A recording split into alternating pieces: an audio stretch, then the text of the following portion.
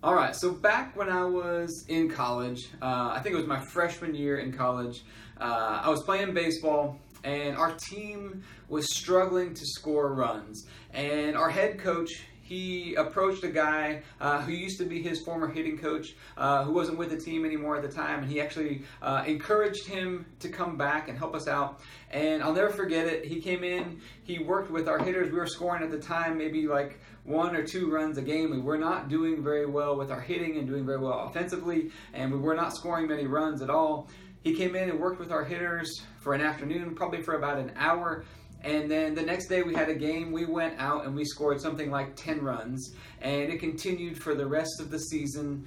And we ended up leading the state of California at the time. It was in junior college in almost every single offensive category. And then he was there. I was there for a couple more years with him as a coach. And every year it was the same thing. He produced these amazing results with his hitters.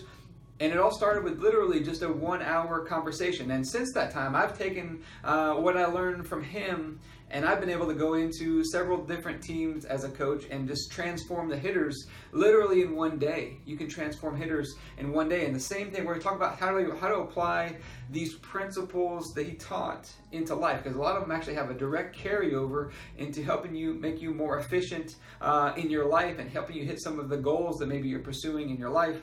So let's talk about the process that he went through. The first thing is, he went in and he talked about a different approach. It all started with the mindset or the goal that you had in mind when you walked up to the plate, when you stepped into the batter's box, the goal that you had in mind as a hitter. He said the goal is this. He said it doesn't matter how many hits you get. Okay, what matters in baseball is how many runs you score. And so what we're after here is, I want you, every time you step into the batter's box, your goal is to change the scoreboard. Okay, and you don't do that by hitting singles. You do that by hitting the ball over the fence or off of the fence. Okay, so your goal is to hit the ball as far as you possibly can, and you want to hit doubles, triples, and home runs. And so you want to think big. Everyone goes in just trying. He said most people go in not trying with the mindset of, I'm trying not to strike out. He goes, I don't care if you strike out. It's just another out. Your goal is to think big and to drive the ball off the fence or over the fence and hit extra base hits. So when you get a pitch that you can handle and that you can do something with, your goal is to kind of come out of your shoes and swing so hard that you try to drive the ball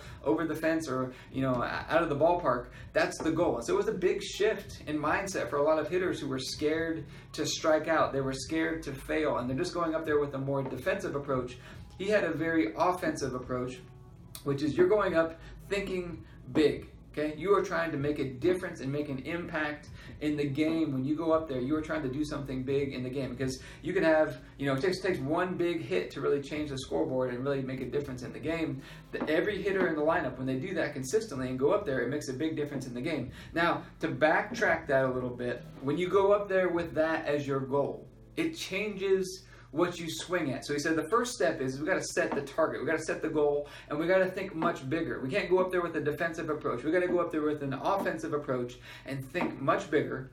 And the next step is not every pitch that you get is going to be helpful for you reaching this goal of changing the scoreboard. So some pitches, even though they're strikes, are not that hittable. You can't really drive them out of the ballpark because maybe they're a tougher pitch to hit, even though they might be a strike. So he said the rule where you have to swing at all the strikes, throw that out. Okay, I want you to narrow down your focus, and I want you to focus on only swinging at pitches that you can change the scoreboard with, pitches that you can drive out of the ballpark, hit doubles with, hit off the fence. And I want you to change what you're swinging at and narrow it down to only pitches that you know you hit well and that you can drive out of the ballpark and you can make an impact with on that pitch. He said if it's anything other than that, we don't swing. Okay, we just let it go. Everyone's going to think you're crazy because you took a strike and things like that. He goes, but if you let that pitch go, I'm going to applaud you. I'm going to give you a high five when you come into the dugout for not swinging at the pitches that you shouldn't be swinging at. Now he said, what's going to happen is this. When you finally get, so you're going to have to be more patient. You're going to have to wait for that pitch to come to you that you're really looking for, and then we got to put your best swing on it. Now he said there's a couple things that can happen when you finally get that pitch. Is number one, you can get that pitch and you can swing hard at it, you can put a good swing at it, and you swing and miss. And he said that's okay, because you're still going to be hitting. You're going to still be up there. Now, we'll talk about this in a second, is when you start to take more pitches and you start to take some of the strikes even, you're going to get to 2 strikes more often, which means that there's the potential of striking out, which means that eventually when we get to 2 strikes, we need to change our approach and to be a little bit more defensive and swing at all the strikes when we get to that place. But until we get to 2 strikes, we maintain a very offensive approach. We narrow down our focus and we only swing at the things that can make an impact in the game. And so that's the first thing. He said, you could swing and miss, and that's okay, because if you're not at the 3rd strike yet, you are still hitting. Okay. The other thing that can happen is you could swing at a pitch that is not a pitch that you can make an impact with. Okay, you can swing at a low pitch or a high pitch or a pitch that's inside or outside, not a really good pitch to drive and to make an impact with, and you could put it into play and you could get out. You can make an easy out. You could pop it up. You can hit a weak ground ball on a pitch that is really not your best pitch to be swinging at, because that is actually the worst mistake that you can make, actually, is to swing at something you shouldn't be swinging at and to get out, because now you're back in the dugout and you didn't impact the game at all. You made the pitcher and the defense's job much easier, actually. And so the other goal is, the other thing that can happen is you swing and you could foul it off, or you could put it into play and you could drive that ball and you can make an impact on the game. He said those are the possible scenarios. This is the way the conversation started. Let's have a big goal where we're going in with an offensive goal to make an impact, and that's going to narrow down our focus on what we swing at. We're only going to swing at things that can make an impact. The worst thing we can do is swing at something that's not going to have an impact on the game. And then we're going to narrow down our focus, be much pickier at what we swing at, and then we got to talk about the mechanics of the swing. So we've got the approach, we've got the plan. I've narrowed down my focus of what I'm swinging at, and now when I get that pitch, I've got to put my best swing on it, okay? And so he always talked about this principle of the beginning and the end. He said if the beginning and the end of your swing are in the correct place, usually everything in the middle will tend to work its way out. And what I've learned is that this is a universal principle. The principle of the beginning and the end is actually a biblical principle. Jesus says, I'm the beginning and the end. I'm the Alpha and the Omega. If you can get the beginning and the end of anything in your life, everything in the middle tends to work its way out. So he would talk about, you got to get the beginning and the end of the swing in the correct place. Now, what does the beginning place of the swing need to look like? When you get ready to hit, the beginning place is a place of stretch. It's a place where you've got all this potential stored up energy that's waiting to be released. That's the beginning place that we need to start from. Because if I don't have a lot of potential stored up energy, I don't have a lot of power that can be released, then I'm not going to make much impact on the game. It's going to be a weak swing. I'm not going to be able to drive the ball really to my capacity, really to what I'm capable of. I've got to have all this stored up energy waiting to go back here. And I have to hang on to it for as long as possible. The longer I can store it up, the longer I can create that tension on the backside. So you think about like drawing back a bow and arrow. The longer and further I can pull that thing back, the more energy that I can store up, the further and faster I can shoot that arrow coming out. The same applies to when you are hitting a baseball. I got to store up all this energy, and I want to wait to the very last minute and then release it all in one swing so that all of it gains some momentum and all comes together as one as it comes through. A lot of times people swing and they kind of swing to the speed of the pitch coming in rather than swinging at their full speed. And so I want to store it up and then swing full speed at it coming in, and then I've got to finish. I've got to finish the swing. Now, I always talked about the finish. You want to finish high. You want to get all the way through the ball. A lot of times people make a mistake of they'll make contact and they'll let their hands and kind of everything fall off of the swing too early. Okay, and I've got to finish. I've got to follow through all the way to the end of the swing, and I want to finish high and aggressively all the way through the swing. So my focus is not just to get to contact. My focus is to accelerate as much as possible all the way through the finish. Okay, and I want to get this nice, long, extended finish on the swing. Now, what does this have to do with you? Okay, number one, in your life, big goals. I want you to set bigger goals. I want you to think bigger. A lot of us, we don't hit home runs and we don't change the scoreboard in our life. We don't move the needle in our life and make, rapid change and transformation because we think too small. Okay? think bigger and be on the offensive in your life. Now, you're going to have times when you get down to 2 strikes and you got to play the defensive game a little bit more. But on the whole, I want you to be thinking bigger, be willing to strike out some.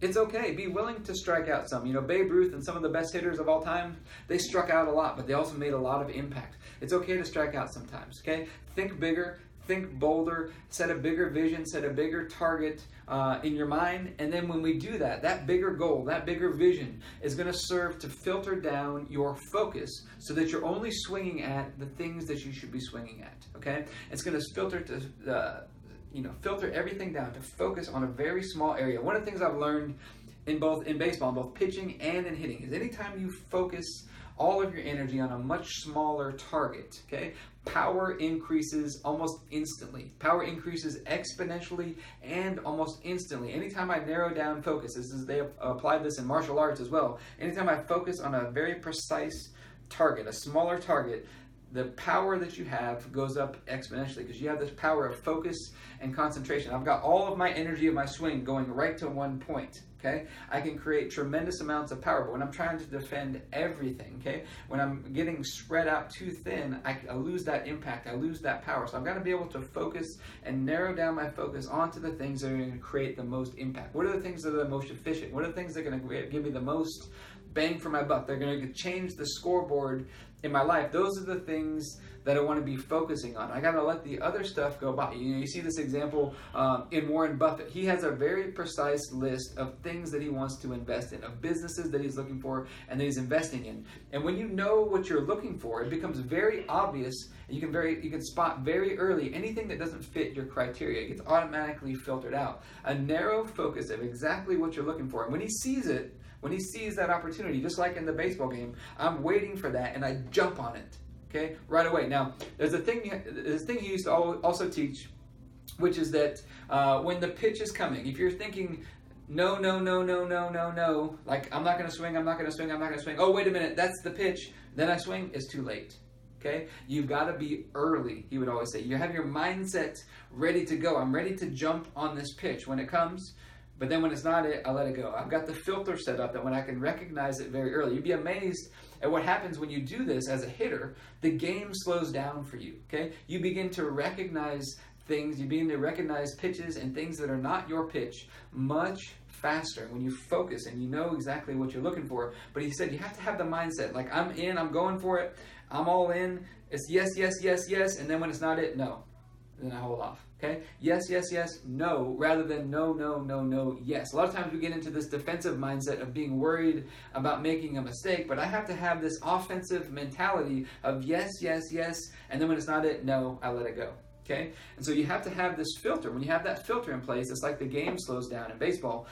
You can have a pitcher that's throwing very hard, but if you know exactly what you're looking for, it begins to slow the game down for you. Now in life, a lot of times opportunities and things come at you very quickly sometimes. And when you have your filter set up, it allows you to recognize and simplify and keep things much more focused, much more concentrated, much more powerful as well when you know exactly what you're looking for. Now, the principle of the beginning and the end. You know, I've applied this into a lot of things. So you could say if the beginning and the end of your day are in the correct place, everything in the middle will tend to work its way out. So if you're spending time with God first thing in the morning and before you go to bed and sandwiched in the middle, everything in the middle will tend to work its way out. If you have a good morning routine and a good evening routine, everything in the middle will tend to work its way out. If you start your workouts in the right place by doing good mobility and movement, and you end your workouts in the right place of focusing on conditioning and power and some stretching and flexibility, everything in the middle will tend to work its way out. If you focus on, I've learned with your muscles, so if I got a tight muscle or a muscle that's having issues, if I can focus on getting the beginning and the end of the muscle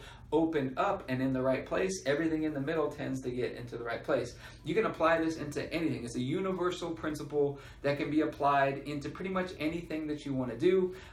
It's this principle of the beginning and the end. The principle is the beginning, you're storing up all this potential energy, and at the end, I've got to stay on it, and I've got to finish, I've got to follow through all the way to the end, because sometimes we have the potential in our life to take our hands off of things too early. We get right to the point of contact where things are really starting to get going, really the results are starting to kick in, and I take my hand off too early. Okay, I take my hand off. I was doing a hitting lesson one time with a kid, And we were focused on this principle at the beginning and the end. He was getting right to contact, and he was taking his hand off the bat just very shortly after contact. And he's hitting ground ball after ground ball after ground ball after ground ball. All of a sudden, we made a little change at the point of contact. Let's finish the swing, get all the way through to the end. And all of a sudden, those ground balls that he was hitting turned into home runs by simply keeping his hand on it a little bit longer. So you could apply this into your kids. Keep your hands on them a little longer than you think you need to. Make sure they've got it right with your coworkers or employees or friends. Keep your hand on them a little longer. Make sure they've got it right and they're following through on the things that they're supposed to be doing, and they're finishing high. They're working towards that high target, that big goal at the end. They're following through all the way to the end target is where they're going to. So we can apply this. We've got to store up energy, wait till the time is right, and release it all, and follow through all the way to the end, finishing high, thinking bigger, and accelerating all the way through, and not losing the momentum. One of the biggest keys in the swing is you gain momentum throughout the swing, and I'm continually building like a snowball. I'm building this momentum and acceleration, which is one of the things we have to do in our lives as well, is build momentum and acceleration in our life. If we want to lift off and get to the next level and follow through on things, we have to be able to create this acceleration and this momentum. But there's a lot of lessons from this that I've learned. Okay, set a big goal. When you do that, it's going to narrow down your focus. Now, the principle of the beginning and the end, remember this, the end is always better than the beginning. So if I had to pick one to focus on, focus on finishing in the right place. Focus on setting the end goal. What is the end goal? To make a big impact in the game, to change the scoreboard. If I have that as my end goal, now I've created a filter, and I created the path to get there, okay? The goal and the starting thing is to store up as much energy as possible and then to get onto the right path. You just got to get started down the right path, and then I've got to finish, okay? Focus on getting started. So if you have a new goal that you want to work on, focus on getting started, okay? Get started on the right path. Start small, get started on the right path, and then focus on your follow-through. Okay, focus on your follow-through. Focus on, keep your eyes on the target. Focus on where you're trying to go. Finish big, finish high. And those are some of the things that I've learned. And you can apply these into pretty much any area of life. But I've found these principles to be very effective for creating change. Now, remember this. He went in literally in an hour. From one day to the next, we had a brand new offense. Okay, and I've been able to do this in a number of other places as a coach as well. Go in and literally create instant transformation in an offense just by changing the focus. What are we thinking about? What is the impact we're trying to create? And which narrows down of what we're swinging at. And then we focus on the very basics of the beginning and the end of the swing. You do that and you create instant transformation. Okay, you create an instant transformation because you have a target, you have something to shoot for. Most people don't have they have a very defensive target that they're shooting for in life. You want to have a big goal, narrow down the focus, get the beginning and the end of it in the right place, and let it go. Okay, let it go. And he talked about swing aggressively. Swing aggressively. Don't be scared of striking out. Be bold, be courageous, step out there and go for that big goal that you have in your life. But I hope this helps. You can check out more at danielfoley.net. If you want to learn more, we talk about some of these concepts in both of my books, Cracking Heaven's Code, 7 Days with Jesus. We talk about these principles, how to apply them into your spiritual life, how to apply them into your health, how to apply them into some other areas of your life as well. But you can go check those out at danielfoley.net.